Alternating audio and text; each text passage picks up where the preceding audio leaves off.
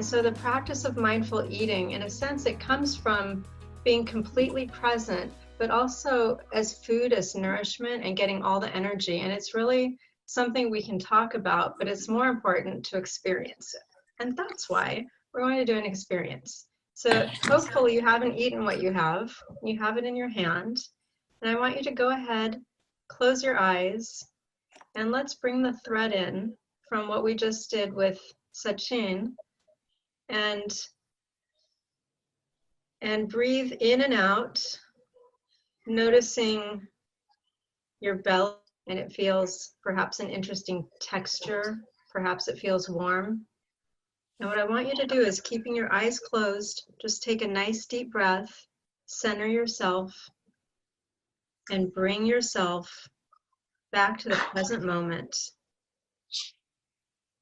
positive and calm. Right, and then open your eyes and take a look at what's in your hand. Take a look at this object and just notice its shape. Notice what color it is. Notice what texture it is. If it has ridges on it, is it smooth? And think about the journey that this little morsel of food took to be created and right inside of your palm right now.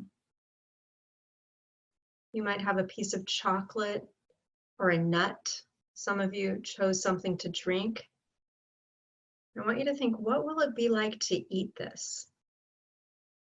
Are you hungry right now? Is your mouth watering? It's natural for your mind to wander. Just bring it back. And now lift this little morsel of food and go ahead and smell it. Bring it right to your nose and notice, does it have a smell? And if you don't, some of you don't have something to eat, you're going to have to imagine this. And so have something in your mind that you just love to eat and smell it. And now, your eyes closed if they aren't already, put it in your mouth, but do not chew. Put this little morsel of food in your mouth, take a bite out of it, take a sip of it, and don't chew, just let it swirl around on your tongue. And then notice if it's starting to soften, if it's breaking down, if it's getting warmer, if the taste is changing. Just notice everything about the sensation. And then go ahead and start chewing. Keep your eyes closed so that you can really keep a laser sharp focus on the process of chewing. And concentrate on the taste of the food. And don't do anything else. Be completely present. What does it taste like?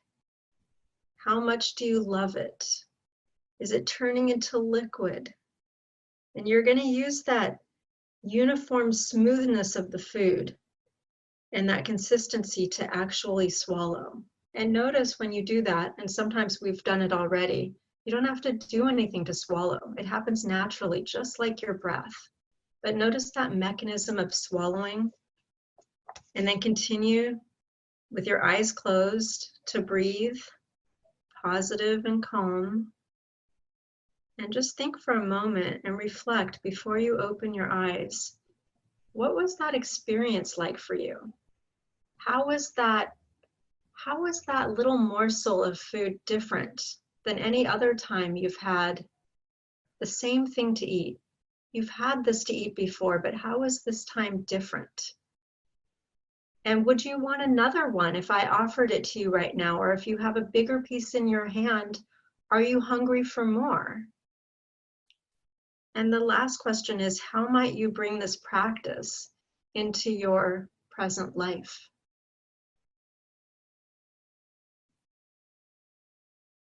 And then when you're ready, you can go ahead and open your eyes. And my part is over, but if anybody could chat or speak out any experience, it's always interesting to hear. That was a very different kind of experience. Normally, when I had a piece of chocolate, so normally I just open the chocolate or can or whatever in the container and put it in my mouth to start eating. But this one was like, eye closed. I can see the shape and everything. Then I can smell it. Then when I put in my mouth, and before that, when I was like, I had in my hand, my mouth started watering actually. It never happened before because normally I open the jar and eat it. The water, my mouth was watering, and I keep looking. I never paid attention. They have the lines and all those things, so we just kind of eat it. And then when I smell it, I never smell before I eat. So when I put it in my mouth, like the water was gushing out, like just going around, and it was much more sweeter and creamier, and more water was going, a lot of water was coming inside my mouth was getting full. This kind of experience I never experienced because I eat one piece and okay, I ate the second piece. So that was my experience. Yeah, thanks, Pushpa. Actually, chocolate is a wonderful thing to do this exercise with. And those of you who didn't have a piece of chocolate, I would highly recommend the next time you do choose to eat chocolate that you try this exercise, because we do this with foods that we tend to, like chocolate chips, that we tend to eat one and then eat another, and we can eat so much, but often we eat something like this and we realize, wow, that was so sweet and that was very satisfying. We might not eat as much of it and we might enjoy it even more. That was wonderful sharing. Thank you, Pushpa. Erica, I also wanted to kind of share an experience where growing up, your parent or our parents and grandparents would always say, when you're sitting on a table eating food, focus on the food, don't get distracted, and chew it 32 times, not just for the digestion, but also to enjoy the food. And this was a similar experience I think we all had. So thank you. I just want to add that this is good because chewing actually aids in digestion. So many of us have a problem with digestion, and digestion actually starts when we put it in the mouth, all the enzymes that come out in the saliva. So the first phase of digestion is in the mouth. So when you chew, the digestion already starts even before it hits the stomach, where it churns the food and makes it even smaller and goes into the intestine. But the important first step is actually in the mouth. And we gulp the food so fast, we skip the first part altogether. So this is good. Yeah, cool, nice. Thank you so much, Erica. I'm going to turn over to other panelists. We have Thank you for having me. It was wonderful. So over to Dr. Naras Bhatt, who is, as I said, a wellness practitioner and a wonderful doctor. So Dr. Bhatt, over to you.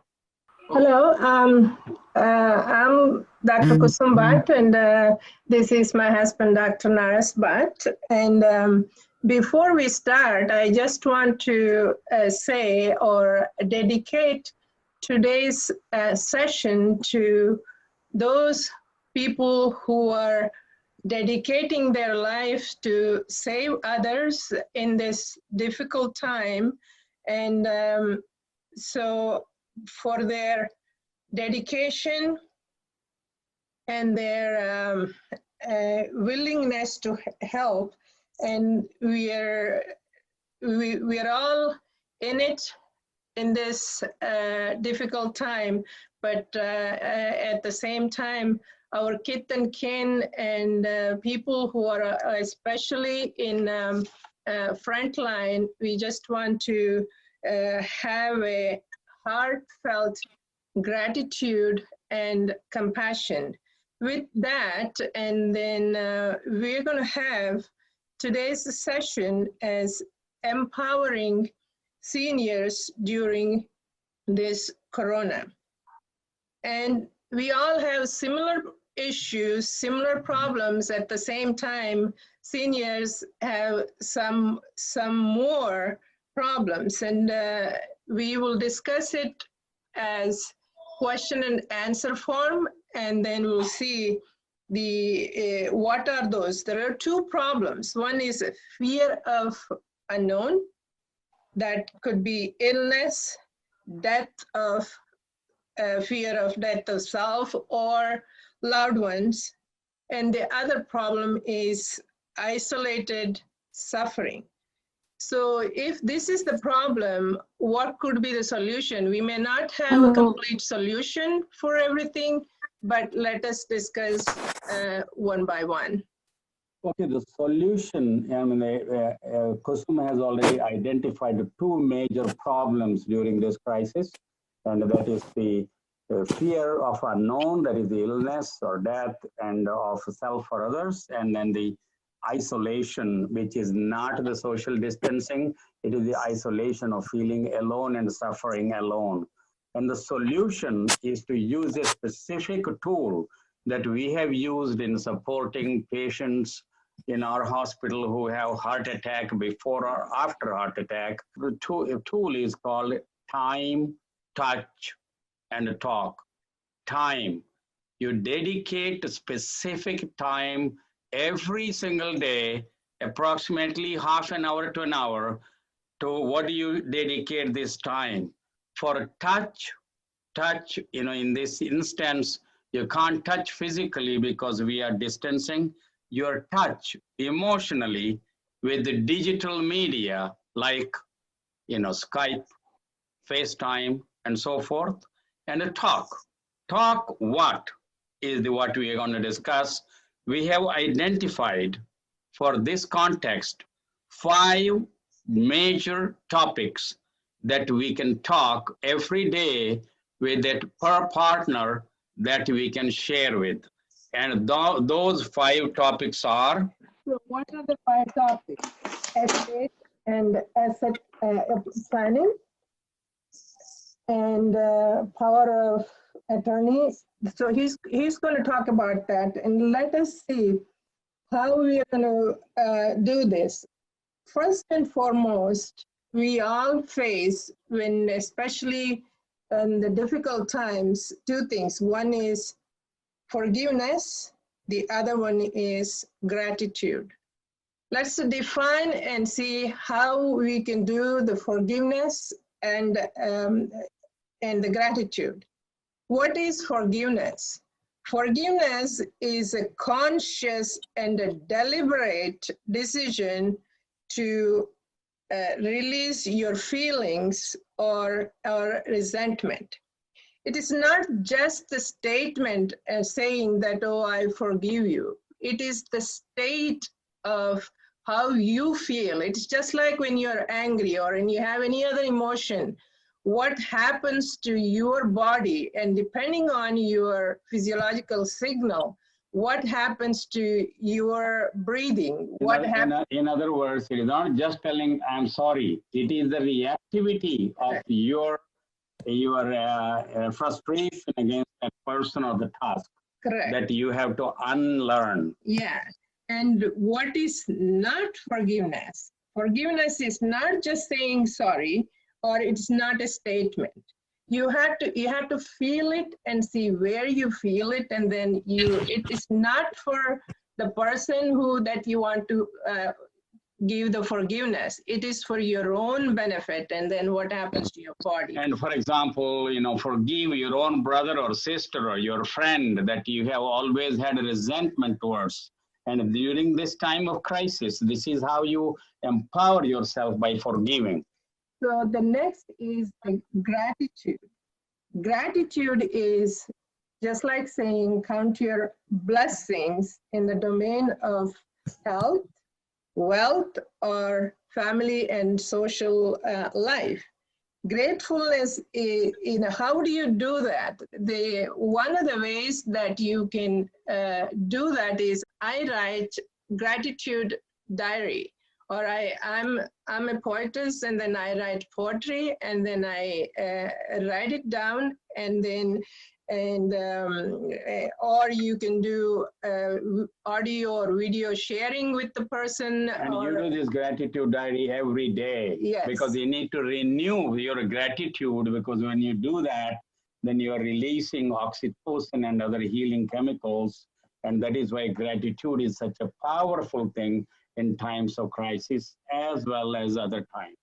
Let's talk about other 5 topics. Other topics. And the topic one is foremost in everybody's mind nowadays is important, particularly for seniors, is estate and asset planning.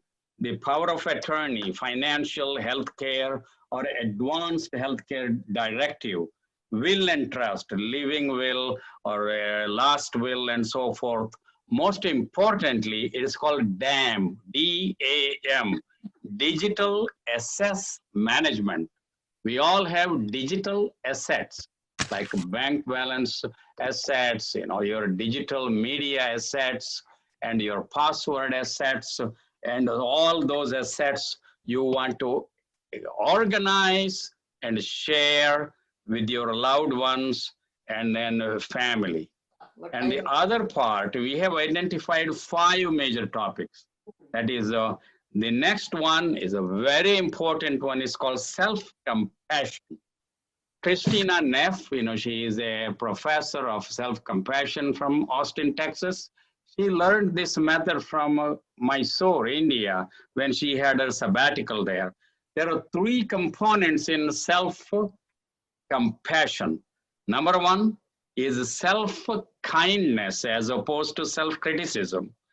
And a common human suffering. We are all in it together as a suffering, and we are not suffering as an isolated one person. We are all having the equal fear, equal challenge in this corona time. So that common human suffering is what we have to perceive. It is not me or I alone. We all are in it.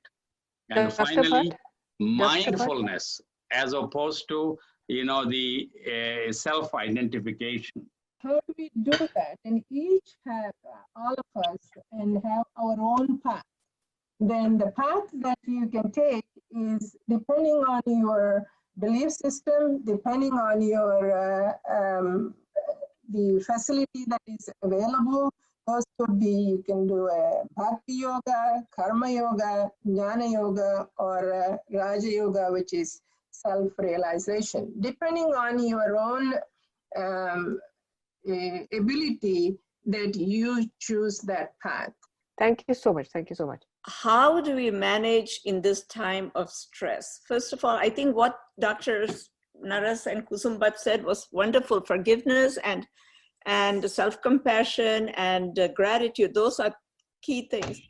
Physically, how do we cope? I like to walk in the sunshine. Like today, we didn't have much sunshine, but every day there is. And I like to step out and walk and in the sunshine, and look at something green. It is so calming. So we should do that. The other thing is to exercise however much we can, maybe 10 minutes 3 times a day, 15 minutes 3 times a day, however much, because exercise boosts our immunity. It also uplifts our mood. So exercise is so wonderful. You can also, call somebody else who may be needing company. Call and talk to them, because when you talk to somebody, or when I talk to somebody, it always makes my mood better.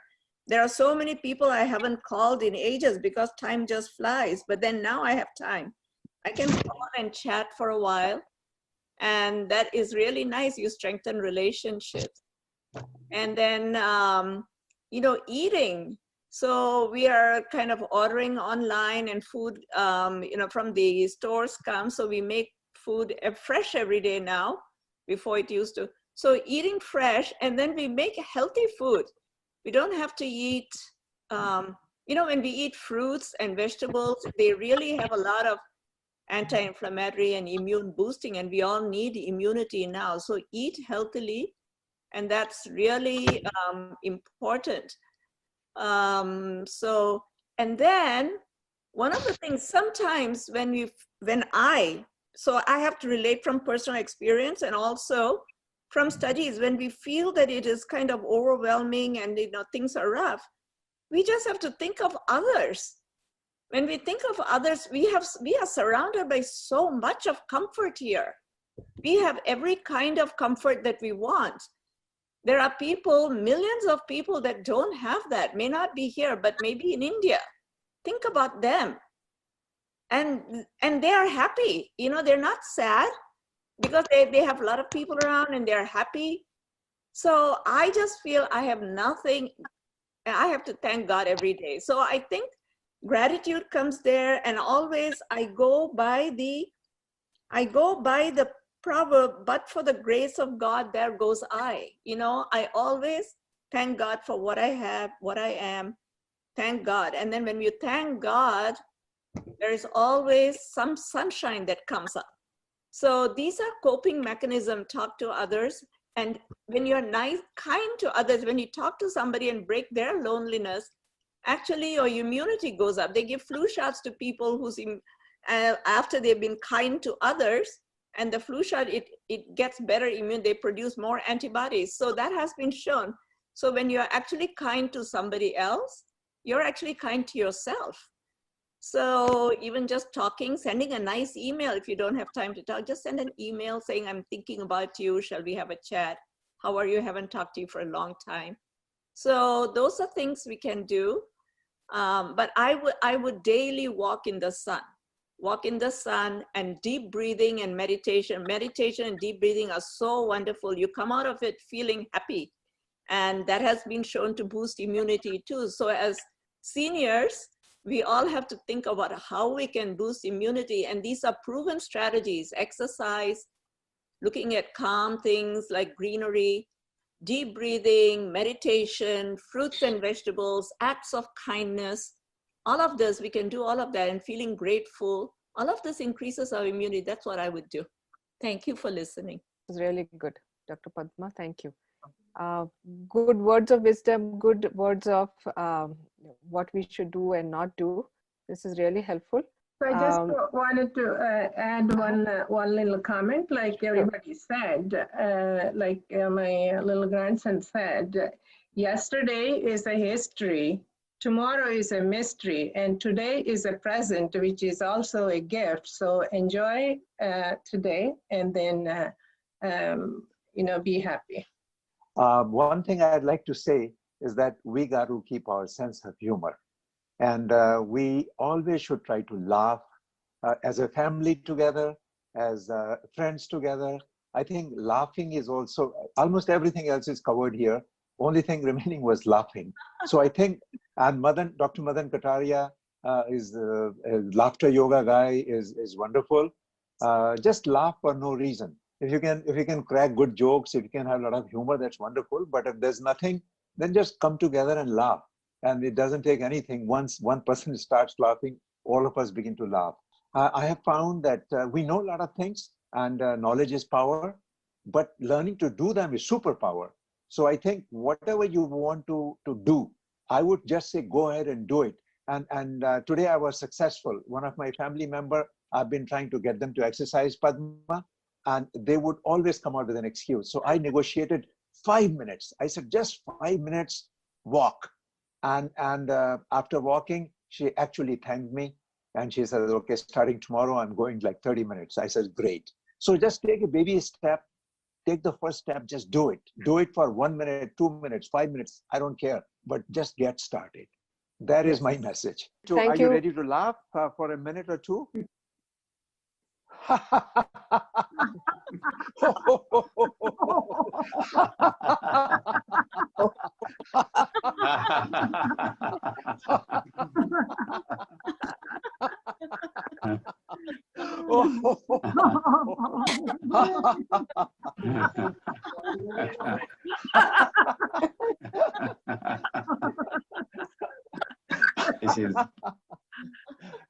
This is great. This is great. Keep laughing. So I just want to thank you all for joining. This was a good participation.